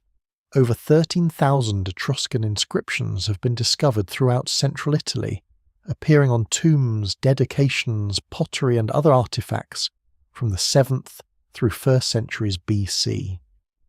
The Etruscan alphabet derives clearly from Greek models, and scholars can pronounce the inscribed text with reasonable confidence, yet the Etruscan language remains only partially understood because it belongs to no known language family, and few extended texts survive for linguistic analysis. The Etruscan Liber Linteus, a linen book reused as mummy wrappings and now preserved in Zagreb, represents the longest continuous Etruscan text at approximately 1,300 words arranged in 12 columns. Despite this extended sample, scholars can identify only approximately 200 Etruscan words with confident meanings, primarily through bilingual inscriptions, loanwords in Latin, and comparative analysis of funerary formulae. The inability to fully understand Etruscan despite abundant inscriptions and knowledge of the writing system demonstrates that script decipherment requires not only recovering phonetic values, but also accessing the language those values encode, a far more difficult challenge when the language has no known relatives. The emergence of writing represents not merely a technological innovation, but a fundamental transformation in human cognitive capabilities and modes of thought. Written symbols enable the externalization of memory, allowing storage and transmission of information beyond the limitations of individual human recall. This externalization created new possibilities for complex calculation, logical reasoning, and abstract conceptualization that were prerequisite for the development of advanced mathematics, astronomy, and philosophical thought. The transition from oral to literate culture fundamentally altered how human societies organized and transmitted knowledge across generations. Oral cultures rely on memory for information preservation, requiring mnemonic devices, repetition, and formulaic language to maintain cultural knowledge. The cognitive limitations of human memory constrain the volume and precision of information that can be reliably preserved through oral transmission, limiting the complexity of mathematical calculations, astronomical observations, and historical records that purely oral societies can maintain. Writing liberated human cognition from these memorial constraints by creating external storage systems that could preserve unlimited information with perfect fidelity across indefinite time spans. The externalization of memory through writing enabled new forms of analytical thought that were impossible within purely oral cognitive frameworks. Written texts allow readers to review information repeatedly, comparing different passages, detecting inconsistencies, and analyzing logical relationships at a pace controlled by the reader rather than the speaker. This reflective engagement with fixed text supports critical thinking and systematic analysis that are difficult to achieve with oral performances that vanish as they are spoken. Greek philosophy emerged only after widespread literacy enabled the kind of sustained logical analysis that characterizes works by Plato and Aristotle, suggesting that abstract philosophical reasoning depends fundamentally on literate cognitive practices. Mathematical development demonstrates particularly clearly how writing transformed human intellectual capabilities. Babylonian mathematical tablets preserve complex calculation procedures requiring dozens of steps executed in precise sequence, accomplishing computations that would be impossible to perform mentally without written notation to track intermediate results.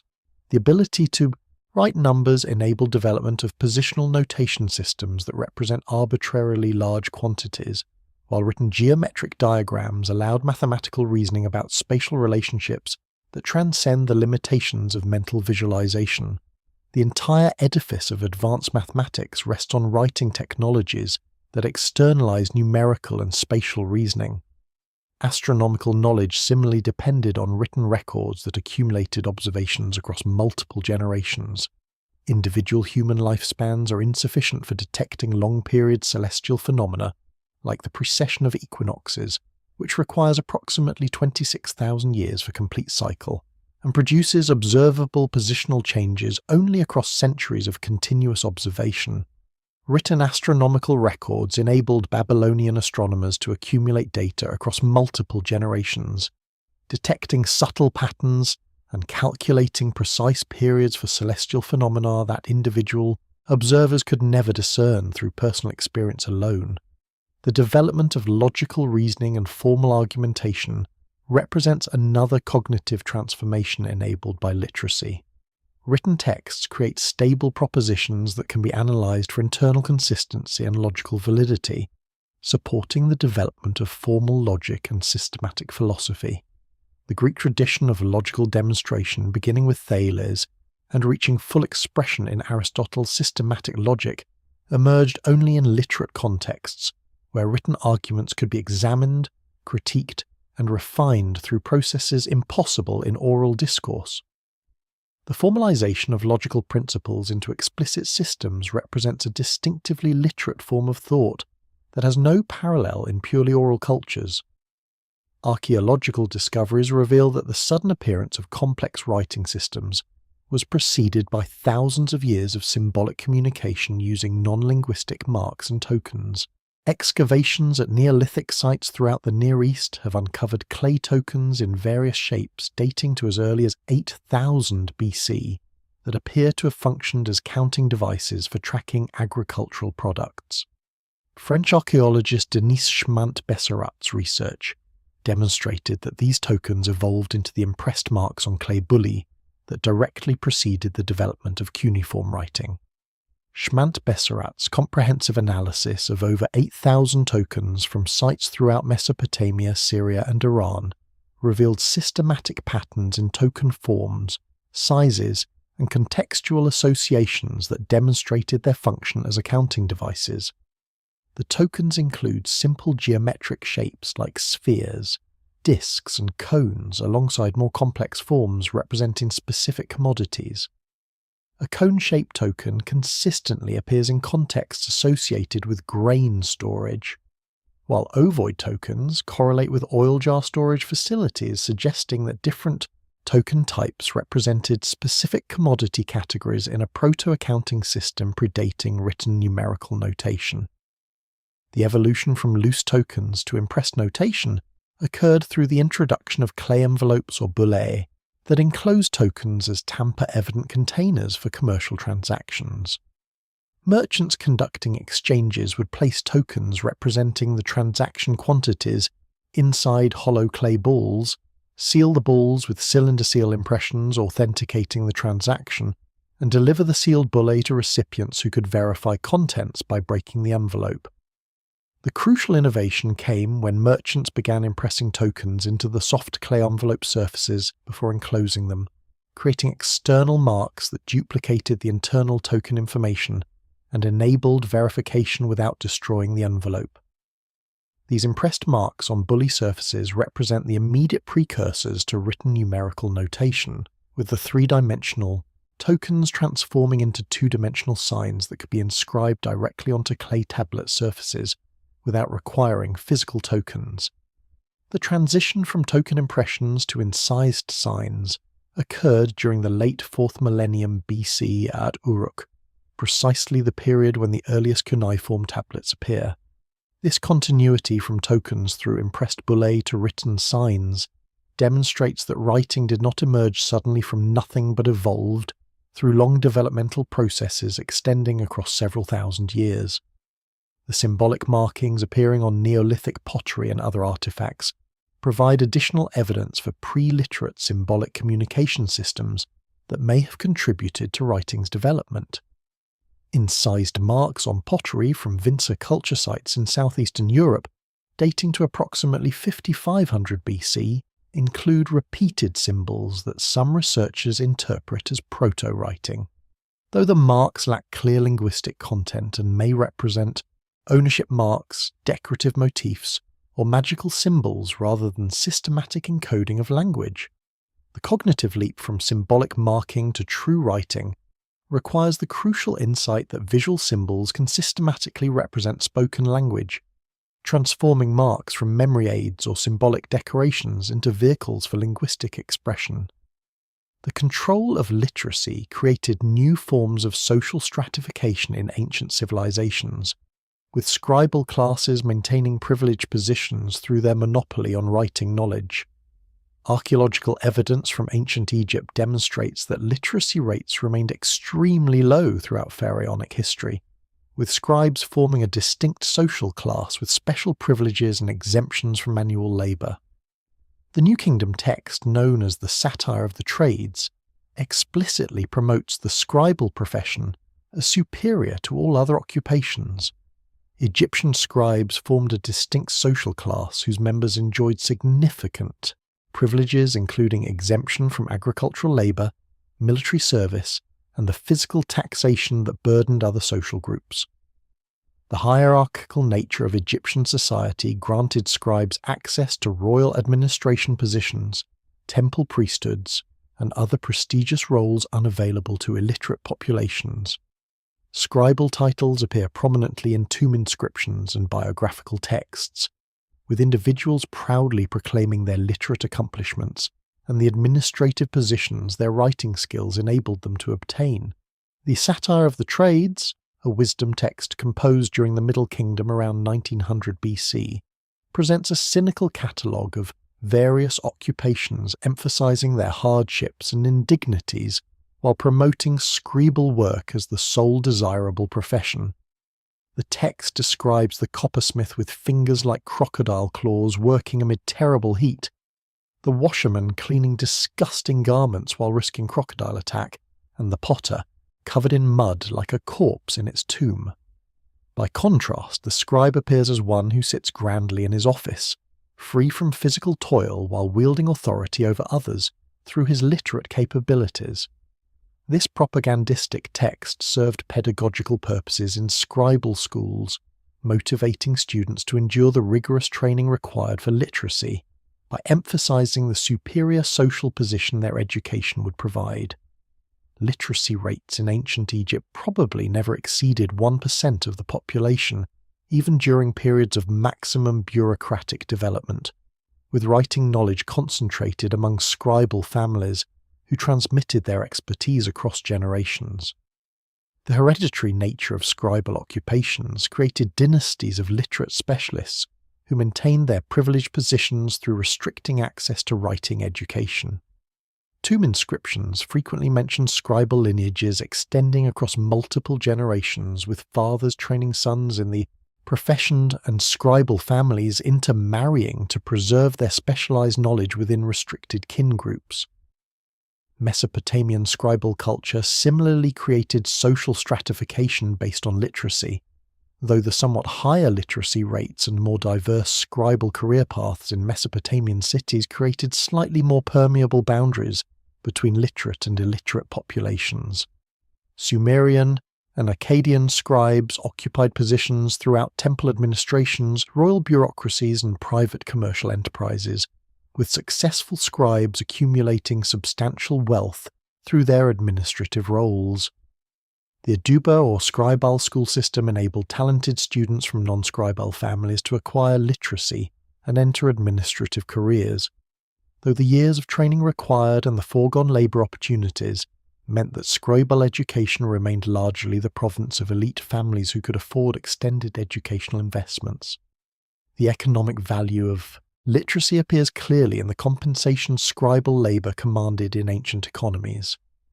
Mesopotamian administrative texts record payments to scribes that substantially exceeded wages for manual labourers or agricultural workers, reflecting the scarcity of literate skills and the critical importance of writing for administrative functions.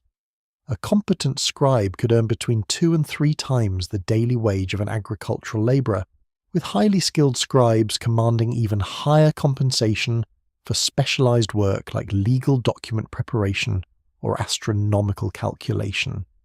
The transmission of advanced writing knowledge through restricted educational institutions created continuity of literacy across periods of political upheaval and civilizational collapse. The temple schools of ancient Mesopotamia preserved not only writing technology, but also accumulated astronomical, mathematical, and literary knowledge through carefully structured curricula that required decades of study. These institutions functioned as repositories of civilization's intellectual achievements, ensuring that writing and the knowledge it encoded would survive even the collapse of the political systems that had created them. The temple-based scribal schools in Mesopotamian cities maintained continuous operation across multiple political transitions, surviving the fall of individual dynasties and even the collapse of entire civilizations. The Aduba at Nippur functioned continuously from at least the Old Babylonian period through the Parthian era, spanning over 2,000 years of political transformations, including Akkadian conquest, Amorite domination, Kassite rule, Assyrian incorporation, and Persian absorption. This institutional continuity enabled preservation of literary works, mathematical knowledge, and astronomical observations across millennia, creating an unbroken tradition of learning that connected ancient Sumerian civilization with classical antiquity. The curriculum of these temple schools extended far beyond basic literacy to encompass comprehensive education in mathematics, astronomy, medicine, law, and literature. Advanced students spent years mastering the classical Sumerian literary canon, despite Sumerian having become a dead language by the Old Babylonian period, maintaining knowledge of this ancient linguistic tradition purely for scholarly and ritual purposes.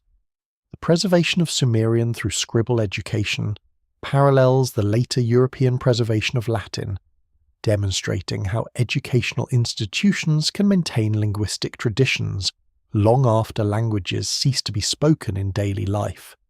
The mathematical and astronomical knowledge preserved through temple school curricula enabled Mesopotamian scholars to maintain computational and observational traditions across multiple generations.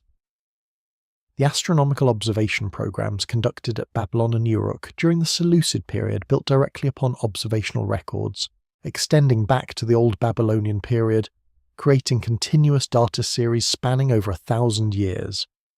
This long-term continuity enabled detection of subtle, astronomical phenomena and refinement of mathematical models to unprecedented precision, achievements possible only through institutional preservation of knowledge across extended time periods. The library collections maintained by temple complexes created physical repositories of accumulated knowledge that survived individual scholars and political disruptions. The library of Ashurbanipal at Nineveh contained over 30,000 tablets covering literature, religion, medicine, astronomy, mathematics, and administrative records collected from throughout the Assyrian Empire. This systematic collection and preservation of written knowledge represents an early example of the library concept that would reach full development in the classical world with institutions like the Library of Alexandria. The survival of these tablet collections through archaeological preservation has provided modern scholars with unprecedented access to ancient intellectual traditions that would otherwise have vanished completely. The evidence accumulated across these diverse domains of investigation reveals that writing represents far more than a simple technological innovation for recording spoken language. The emergence of symbolic communication systems in multiple ancient civilizations within remarkably compressed time frames, the sophisticated mathematical and astronomical knowledge encoded in the earliest texts, and the institutional structures created to preserve and transmit literacy across generations all point toward writing as a transformative technology that fundamentally altered human consciousness and enabled the development of complex civilizations. The patterns documented across Mesopotamia, Egypt, the Indus Valley, China, and Mesoamerica demonstrate that writing did not develop through simple linear progression, from primitive picture drawing to sophisticated linguistic encoding. Instead, fully developed writing systems appeared with startling suddenness, incorporating complex organizational principles, including phonetic representation, grammatical markers, and numerical notation from their earliest attestations. The structural similarities across independently developed systems suggest either widespread cultural diffusion of writing concepts along ancient trade networks, or fundamental cognitive constraints that channel human symbolic communication towards similar organizational solutions regardless of cultural context. The social transformations enabled by literacy extended beyond administrative efficiency to encompass new forms of historical consciousness, legal codification, religious systematization, and scientific knowledge accumulation. Written records enabled civilizations to maintain institutional continuity across multiple generations, preserving astronomical observations for centuries until long-period celestial phenomena became detectable, accumulating mathematical knowledge that supported increasingly sophisticated computational techniques and creating legal traditions that standardized justice across vast territories and extended time periods.